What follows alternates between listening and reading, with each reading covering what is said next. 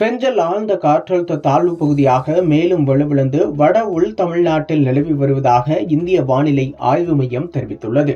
பெஞ்சல் புயல் கரையை கடந்த பிறகு நேற்று காலை வலுவிழந்து புதுச்சேரி அருகே காற்றழுத்த தாழ்வு மண்டலமாக நிலவி வந்தது. புதுச்சேரியில் நிலவிய காற்றழுத்த தாழ்வு மண்டலம் ஆழ்ந்த காற்றழுத்த தாழ்வு பகுதியாக வலுவிழந்தது. நாளை கேரள கடற்கரை பகுதிகளை ஒட்டிய தென்கிழக்கு மற்றும் அதனை ஒட்டிய மத்திய கிழக்கு அரபிக்கடல் பகுதியில் குறைந்த காற்றழுத்த தாழ்வு பகுதியாக இது வலுவிழக்கும் என இந்திய வானிலை ஆய்வு மையம் கணித்துள்ளது. வங்கக்கடலில் கடந்த 23ஆம் தேதி உருவான காற்றழுத்த தாழ்வு பகுதி படிப்படியாக வலுப்பெற்று காற்றழுத்த தாழ்வு மண்டலமாக மாறி பின்னர் 26ஆம் தேதி ஆழ்ந்த காற்றழுத்த தாழ்வு மண்டலமாக மாறியது. இது வடக்கு வடமேற்கு திசையில் நகர்ந்து புதுச்சேரிக்கு அருகே புயலாக வலுப்பெறும் என்றும் கணிக்கப்பட்டது. ஆனால் காற்றின் திசை மாறுபாடு காரணமாக புயலாக மாறுவதில் பெரும் சிக்கல் ஏற்பட்டது. பின்னர் 29ஆம் தேதி அது புயலாக மாறியது. அதற்கு பெஞ்சல் என்றும் பெயரிடப்பட்டது.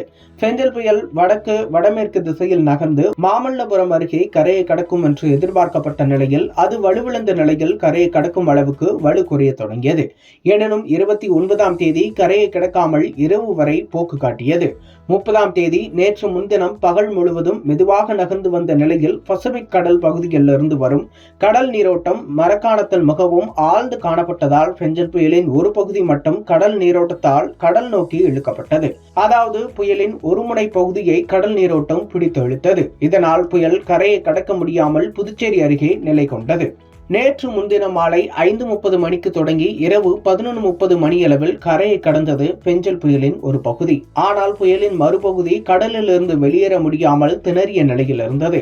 இதனால் ஏற்பட்ட இழுபறியில் புயலின் மையப்பகுதி புதுச்சேரி அருகே கடலில் மையம் கொண்டது.